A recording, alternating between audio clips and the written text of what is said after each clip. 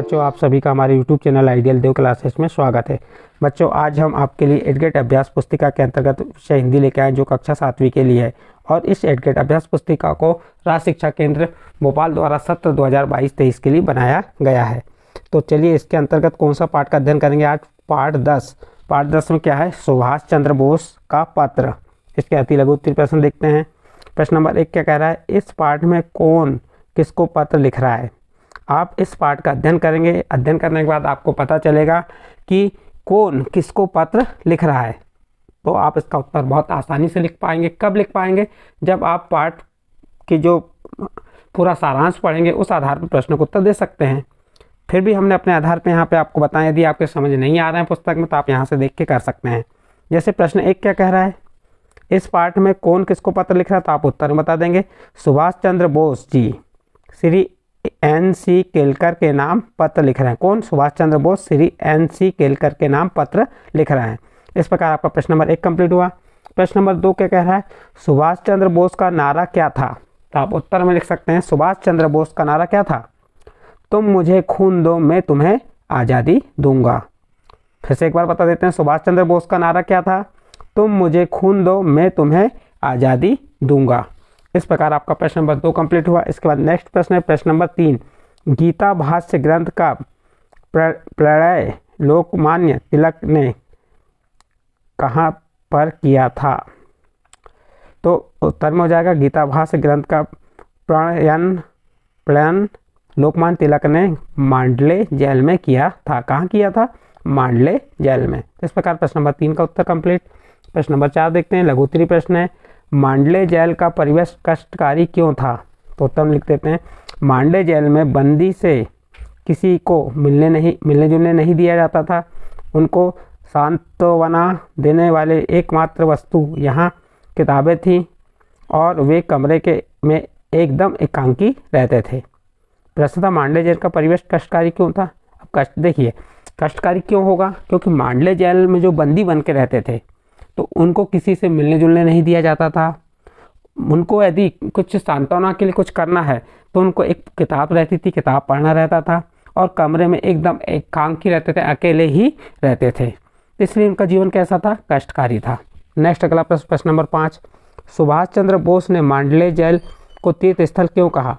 उत्तर में आप बता सकते हैं, सुभाष चंद्र बोस ने मांडले जेल को तीर्थ स्थल इसलिए कहा क्योंकि यहाँ भारत का एक महान सपूत लोकमान्य तिलक लगातार 6 वर्ष तक रहा था, इसलिए उन्होंने मांडले जेल को तीर्थ स्थल कहा। इस प्रकार आपका प्रश्न नंबर 5 कंप्लीट होता है। नेक्स्ट अगला प्रश्न देखते हैं, प्रश्न नंबर 6, सुभाष चंद्र बोस ने नौजवानों को पीड़ा और लोकमान्य तिलक की पीड़ा में क्या अंतर बताया। तो उत्तर दे देंगे आप, लोकमान्य तिलक दंड संहिता के अंतर्गत बंदी थे और इस प्रकार आज के राजबंदियों की अपेक्षा कुछ मायनों में उनकी दिनचर्या कहीं अधिक कठोर रही होगी। बस उनकी यही तुलना थी कि जब लोकमान्य तिलक के समय अधिक कठोर था, क्या वहाँ जो जेल में थे तो बंदी थे, उस टाइम पे वहाँ का जो नियम था बहुत कठिन था अभी नौजवानों की अपेक्षा। इस प्रकार आपका प्रश्न नंबर 6 कंप्लीट। प्रश्न नंबर 7 देखिए, प्रश्न नंबर 7 में क्या कह रहा है, ध्यान दीजिएगा।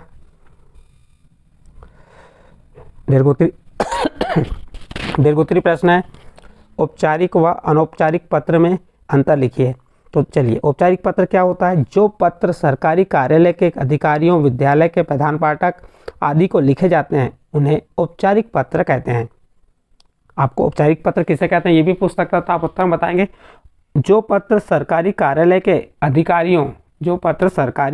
अधिकारियों, विद्यालय के प्रधान पाठक आदि को लिखे जाते हैं उन्हें औपचारिक पत्र कहते हैं। और अनौपचारिक पत्र किसे कहते हैं, ऐसे पत्र जो सगे संबंधियों, मित्रों, परिचितों को लिखे जाते हैं उन्हें अनौपचारिक पत्र कहते हैं। इस प्रकार से आप इसमें अंतर बता सकते हैं। नेक्स्ट अगला जो आगे आएगा मूल्यांकन 7 है। मूल्यांकन 7 में क्या दिया है, अति लघु उत्तरीय प्रश्न है, दार्शनिक शब्द में इक प्रत्यय जुड़ा है। दार्शनिक शब्द में कौन सा प्रत्यय जुड़ा, इक प्रत्यय जुड़ा है। पाठ में से इक प्रत्यय वाले 2 शब्द छाट कर लिखिए। तो देखिए, उपसर्ग कहाँ जोड़ते हैं, पहले, और प्रत्यय कहाँ जोड़ते हैं, बाद में। तो आपको यहाँ पे आप क्या जोड़ना है, प्रत्यय। कौन सा प्रत्यय जोड़ना है, एक प्रत्यय। तो जैसे क्या लिखना है, 2 शब्द लिखने को है तो हमको जो शब्द ही लिखना है। तो नंबर 1 लिख देंगे शारीरिक, शरीरधनिक, शारीरिक, मानधनिक, मानसिक, राजधनिक, राजनिक, राजनीतिक। तो इस प्रकार से शब्द लिख के आप बता सकते हैं। नेक्स्ट अगला प्रश्न, प्रश्न नंबर 9, पाठ के आधार पर लोकमान्य तिलक की कोई 4 चारित्रिक विशेषता लिखिए। नंबर 1, लोकमान्य तिलक उच्च कोटि के दर्शन शास्त्री थे। नंबर 2, उनके अंदर अदम्य दृढ़ इच्छा शक्ति थी। नंबर 3, लोकमान्य तिलक को स्वदेश के प्रति प्रेम था। नंबर 4, लोकमान्य तिलक पक्के इरादे वाले मनुष्य थे। इस प्रकार बच्चों आपको हमने लोकमान्य तिलक की कोई 4 चारित्रिक विशेषताएं बताएं। आप इससे देख के लिख सकते हैं, याद कर सकते हैं। फिर इसके बाद प्रश्न नंबर 10 है, इसमें दिया है अपने मित्र को पत्र लिखिए जिसमें आपकी शाला के गणतंत्र दिवस के बारे में बताया गया हो। तो पत्र लिखना आपको आता है और नहीं आता तो पत्र लिखते आना अनिवार्य है, पेपर में आए या ना आए, लेकिन पत्र लिखते हमें बनना चाहिए। जब पत्र लिखते हैं तो अपना पता और दिनांक राइट साइड के ऊपर में लिखना है, फिर लेफ्ट साइड में आना है। जिसको आप पत्र लिख रहे हैं, प्रिय मित्र जिसके नाम से भी लिख रहे हैं उसका नाम लिख देंगे, जैसे हम राजकुमार लिखे सप्रेम अभिनंदन, और क्या लिख देंगे सप्रेम अभिनंदन। फिर इसी के नीचे से मैं यहाँ पर कुशल पूर्वक हूँ, जो आपकी घटना है उस घटना का विवरण बता देंगे जिसके बारे में आप पत्र लिखना चाहते हैं।